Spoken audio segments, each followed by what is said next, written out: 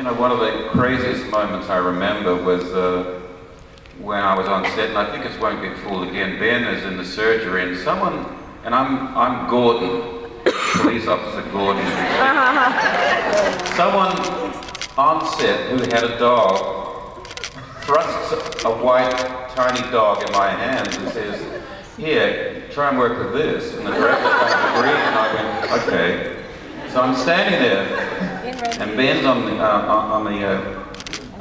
chair there, and all I hear and remember was action.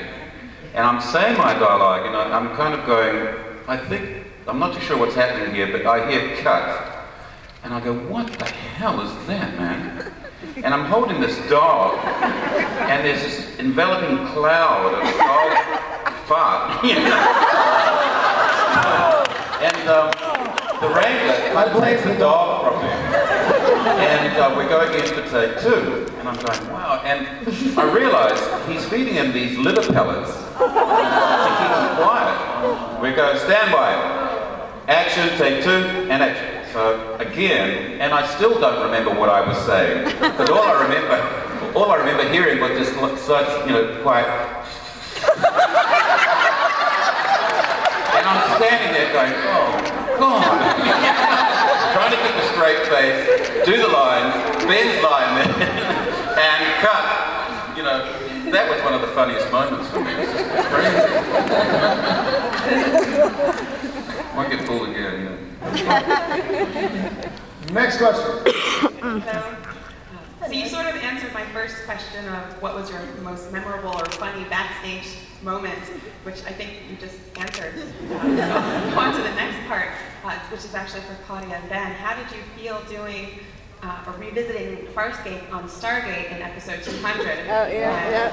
And actually for Ben, how did you feel playing not your character, but letting Michael Shanks actually be the real love interest, as that was her love interest in the show? So how did you feel being bumped? Hammered down. I don't know whether separately we came to this decision or not. When I read the script, my impression was I don't want to play Crichton on Stargate.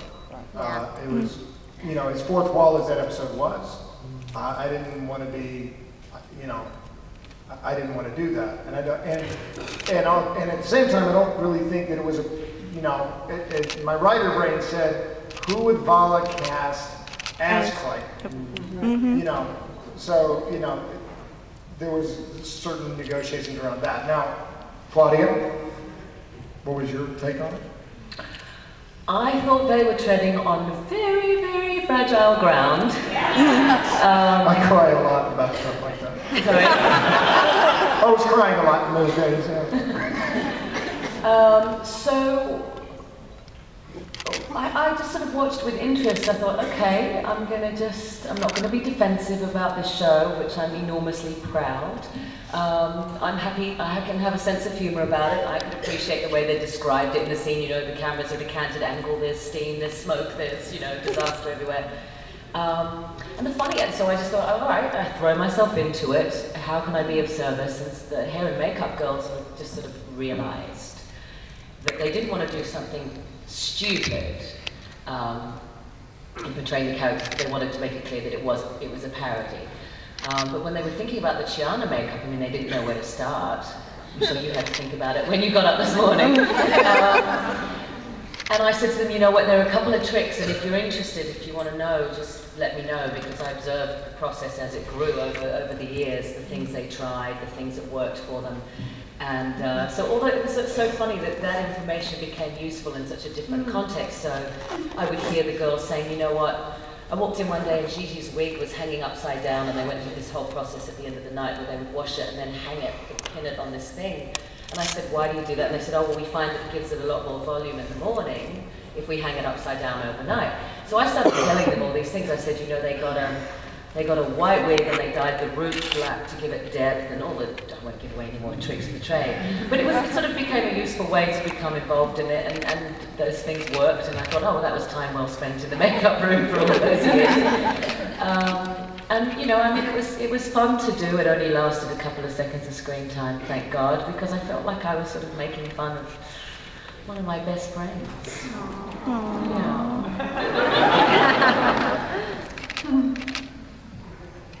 Is there any? Next question. Hello. This one is for Ben, though I could like spend hours asking all of you questions. This one regards your use of weaponry. It regards Winona. What was the reference, for one? And two, why was it so important that you gave a name to something you were using to do such, you know, damage and things that you wouldn't normally do in character to other people? Well, first off, Crichton barely hit anything he aimed at. It was a rarity, so it was Crichton's penchant for naming things. Now, as for where the name came from, we were on set one day, and there was a Johnny Depp thing going on, an Edward Scissorhands look, and we were just talking about Johnny Depp, and he was dating Winona Ryder, and I said, Winona's such a cool name. And so we got into the scene, and I hadn't even thought about it until we were shooting, and we're talking about the gun, and I just went off on a tangent about Winona is very reliable. Winona would never miss.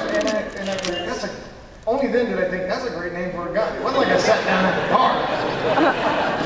But I love the fact that Crichton named things. You know, I have a college roommate. He was in the room tonight somewhere. And he named his car. He named his car. Always named his car. Every car he had, like his car in college was Betsy. Betsy was very unreliable. I don't know why he came up with that name. So, you know, it's not like I came up with anything new. I had a roommate who used to name stuff. I almost violated the DCTV rule like that.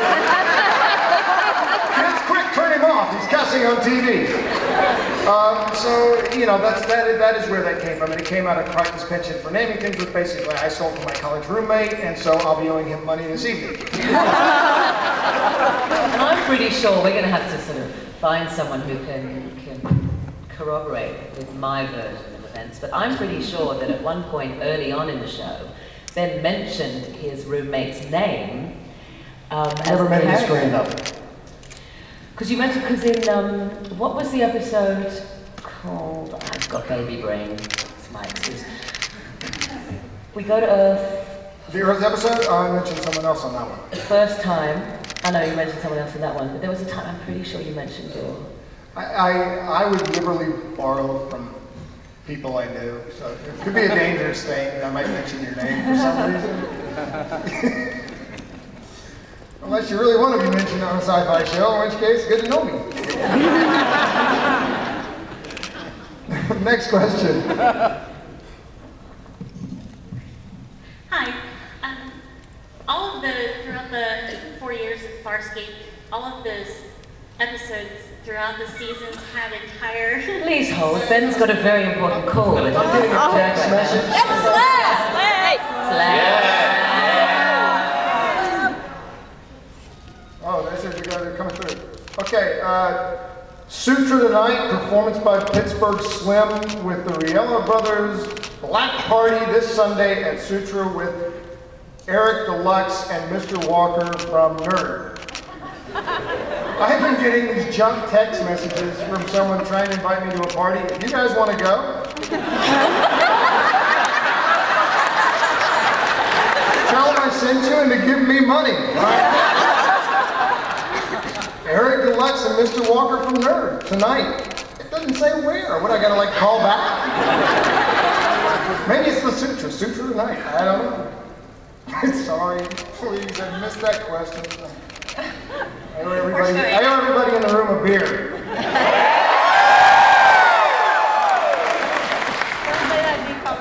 You had these incredible, obviously incredible writers, you know, such wonderful material, and had such amazing story arcs going through each season. When you finally got to the end of the series, and they ended up filming Peacekeeper Wars, which, from my understanding, was supposed to be the next season, do you feel kind of cheated that they had such a huge story arc, and had to condense it into such a very small time frame to get all of